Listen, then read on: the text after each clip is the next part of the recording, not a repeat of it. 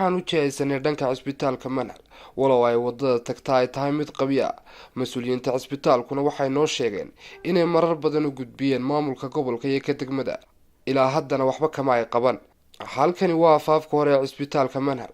marka aad gasho cisbitaalka waxaa indhahaagu qabanayaan dhir kala duwan waxaanuna mid u booqanay qaybaha kala duwan ee cisbitaalku ka kooban yahay sida qaybta qalliinka, farmasiga, waadhka dumarka iyo ragga.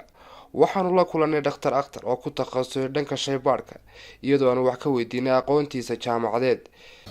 I am from Pakistan. My name is Akhtar, Tanveer Akhtar. I am from Pakistan. Last 2 years I'm in here, in Ergabo. Before I was in Puntland regions. I stayed there near 15 years. And now in Somaliland I am in 2 years. And I am working as a lab technologist in Ergabo Hospital lab. Manhal Hospital. Yes, Manhal Hospital.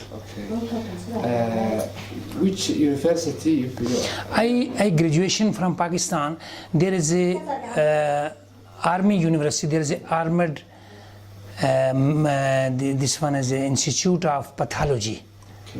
Army Medical Institute of Pathology. This is a big university in Islamabad. Yes. I graduation from there 5 years. I have graduation there, and also I have a 25 to now 25 years in army. I was working as a lab technologist.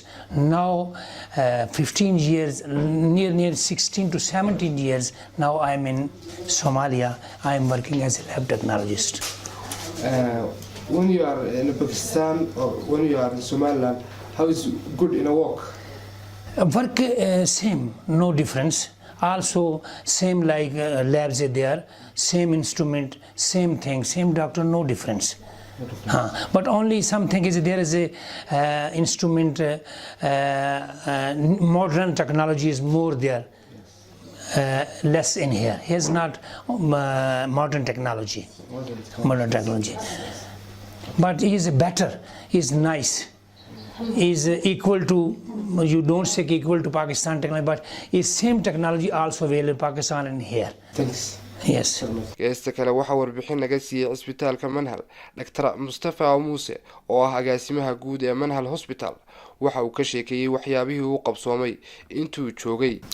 Doctor, intii aad cisbitaalka joogtay maxaa ku qabsoomay? Bismillah. Alhamdulillah rabbil alamin wa bihi nasta'inu ala umuri dunya wa din wa sallallahu ala nabiyyina Muhammad. kulli marka waa soo dhaweynaa barnaamijkan aad ka duubaysaan ka diyaarsan cisbitaalka Manhal. runtii anigu dhakhtar ahaan waxaan yimid cisbitaalka Manhal bishii 9aad 14keedii 2013 baan imi. runtii cisbitaalku muddo soo jiray waxa la dhisay 2003 dhakhaatiir badan bay ugu horeysay oo ka soo shaqeysay oo ugu horeeyay Tarshiine Dr. Abdalle iyo dhakhaatiir kale oo ka mid yahay Dr. Kuba. laakiin si waqti yar oo kooban oo waqtiga ay timi haadi ama saf dib u yar xidhmay kadibna waxaan furay 2013 muddada imika 5 sano laga joogaa wax badan baa noo qabsoomay. dib u furistii kadib waxaanu dhammaystiray baahiyaadka asaasiga ahaa oo u baahnaa cisbitaalku haday tahay dhanka shaybaadhka, dhanka qalabka iyo dhanka farmasigaba iyo shaqaalahaba.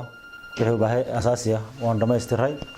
maxay tahay markaan dhammaystiray insha Allah taala waxaanu kor u qaadnay surface-ka ama shaqada cisbitaalku qabto maxay tahay bukaan kala duwan isagoo cisbitaalku shaqeeya 24 hours oo ka jawaaba baahida degdega ah iyo baahida joogtada ah ee uu leeyahay degmada Ceergaabo iyo gaar ahaan iyo guud ahaanba gobolka Sanaag. runtii cisbitaalku 3 gelmo habeenkii iyo maalintii inta uu shaqeeyaa waxay u taagan yahay inuu heelan yahay maxay tahay inuu daboolo baahida gobolka. waxaan imika ka howlgalnaa dhakhaatiir ilaa 4 dhakhtar oo dhakhtar aniga Dr. Deeqa iyo inanka oo leeyahay Dr. Mustafa oo isna habeenkii shaqada gala. waxaan weeyay dhakhtar ilka ah oo isna ilka ku takhasusay oo ka shaqeeya cisbitaalka. intaas waxa ka mid yihiin waxyaabo noo qabsoomay. waxaan intii soo kordhinay qalab casri ah oo waxaan ku taxalluqa xagga kombiyuutarada iyo shaybaadhka. waxaan kaloo qabanaa oo intaan soo kordhinay muddada 5 sano ah inaanu cusbitaal ku tababaro arday badan oo gobolka ah oo ka jawaaba baahiyaha gobolka oo isugu jira midwifery nursing iyo laboratory ayaan ku tababaraa oo ka kala socda jaamacadaha gobolka gaar ahaan jaamacadda Sanaag iyo Golis marka intaas oo arrimood ayaan noo qabsado intaan joogno cusbitaalka insha Allah taala wax badan inaan qabanno waan ku tala jiraa insha Allah. halkani waa cusbitaalka Manhal ee magaalada Cerigabo muddooyinkii u dambeeyay waxa uu ku tallaabsaday horumar ballaaran waxa uu door muhiim ah ka qaatay adeegyada caafimaad